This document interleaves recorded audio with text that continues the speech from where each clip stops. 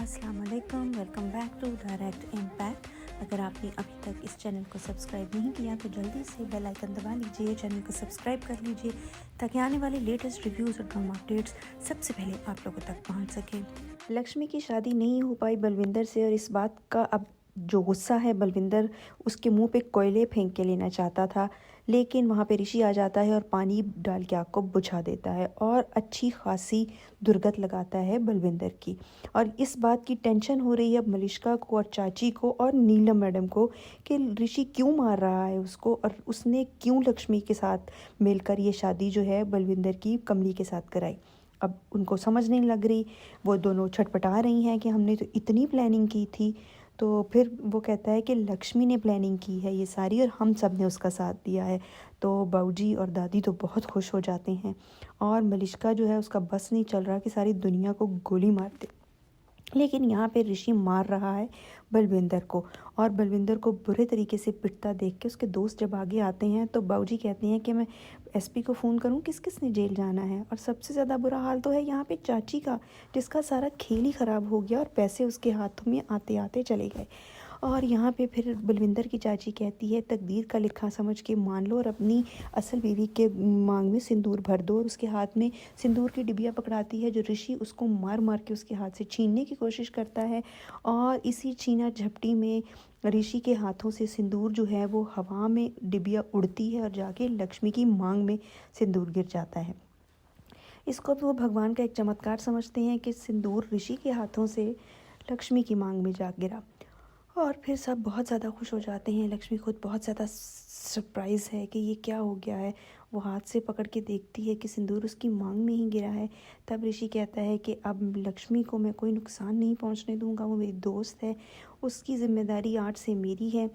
और फिर बलविंदर को वो कहता है कि यहाँ से चले जाओ और कमली मेरी बहन है, आइंदा उसको कुछ कहा तो बदला मैं लूँगा। फिर बलविंदर सोचता है वक्त की नज़ाकत यही है कि अभी चले जाना चाहिए, बाद में बदला लूँगा। फिर बाबूजी लक्ष्मी को कहते हैं शुक्र है मेरी बेटी बच गई और तुमने बहुत नेकी का काम किया है बलविंदर से शादी ना करके। दादी भी बहुत खुश होती हैं, उसको गले मिलती हैं। और फिर यहाँ पे मलिष्का जो है वो एक दफ़ा फिर गुस्से में लाल पीली हो रही है। नीलम मैडम का भी कुछ इसी तरह का हाल है, लेकिन आयुष, बानी और शालू बहुत खुश हैं क्योंकि उनकी तो सारी प्लानिंग काम आ गई। अब यहाँ पर लक्ष्मी जो है वो कहती है कि मैं ऋषि के साथ नहीं जाऊंगी। और चाची जो है वो इतना ड्रामा क्रिएट करती है, ऋषि को इतना बुरा भला कहती है कि तुम लोग बड़े लोग हो, वादे करके भूल जाते हो, मैं कैसे इनकी जिम्मेदारी उठाऊंगी, चार चार बेटियां और मंडप से खाली हाथ चले जाना। अब लक्ष्मी की शादी नहीं हुई तो बीच में तीनों बहनों की नहीं होगी। यहाँ पे ऋषि किसी को बोलने नहीं देता, माँ को भी अपनी कसम दे के चुप करवा देता है और चाची को भी चुप करा देता है, ये कह के कि अब मेरी जिम्मेदारी है लक्ष्मी, आज के बाद उसकी दुनिया की हर खुशी जो है मैं लेके आऊँगा उस तक, यहाँ तक कि उसके लिए लड़का भी ढूंढूंगा जो उसके काबिल होगा। तो चाची कहती है तुम कहाँ से ढूंढोगे, कहना आसान है। और मलिष्का को तो आग लग जाती है ये सुन के। वो कहती है तुम्हारे से कोई ताल्लुक़ नहीं है, डिवोर्स हो चुका है, तुम्हारी कुछ नहीं लगती, तुम कुछ नहीं करोगे।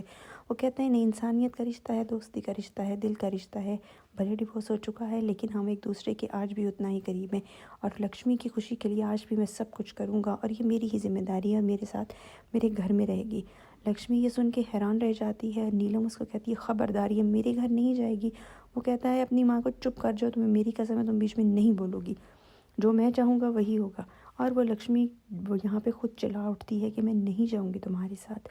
और नीलम कहती है हाँ ये मनहूस है, मैं इसको अपने घर नहीं लेके जाऊँगी। लेकिन लक्ष्मी वहाँ से रो के चली जाती है कि मैं इंसान हूँ, खिलौना नहीं। तो फिर ऋषि उसके पीछे जाता है और उसको फिर रोकने की कोशिश करता है, दोस्ती के वास्ते देता है और कहता है कि मैं अपनी की हुई गलती को सुधारना चाहता हूँ, प्रायश्चित करना चाहता हूँ। और वो लोग वहाँ से चले जाते हैं। यहाँ पे शालू और बानी जो हैं वो लक्ष्मी का सामान पैक कर रहे हैं क्योंकि ऋषि उसके घर आ चुका है उसको लेने के लिए। लक्ष्मी अपनी बहनों को मना करती है कि मत करो पैकिंग, मुझे नहीं जाना उसके साथ। फिर लक्ष्मी खुद से भी यही कहती है कि मैं दोबारा ऋषि की ज़िंदगी में नहीं जाऊँगी, मलिष्का और ऋषि के दरमियान नहीं आऊँगी। बानी और शालू कहते हैं कि अब तुम नहीं बोलोगी, हमेशा तुम बोली हो और हमने माना है, आज हम बोलेंगे और तुम मानोगी। और चाची को तो यहाँ समझ नहीं लग रही कि क्या करे, ज़मीन फटे आसमान हिल जाए लेकिन किसी तरह से लक्ष्मी जो है वो ऋषि के साथ ना जाए। और फिर लक्ष्मी जब खुद से कह रही होती है कि वो नहीं आएगी, इन दोनों के दरमियान नहीं जाएगी लक्ष्मी ऋषि के साथ, तो ऋषि कहता है तुम जाओगी और आज सूरज जाओगी, और ये मेरी ज़िद है, मैं तुम्हें तुम्हारी ज़िद पूरी नहीं करने दूंगा, तुम चल रही हो मेरे साथ।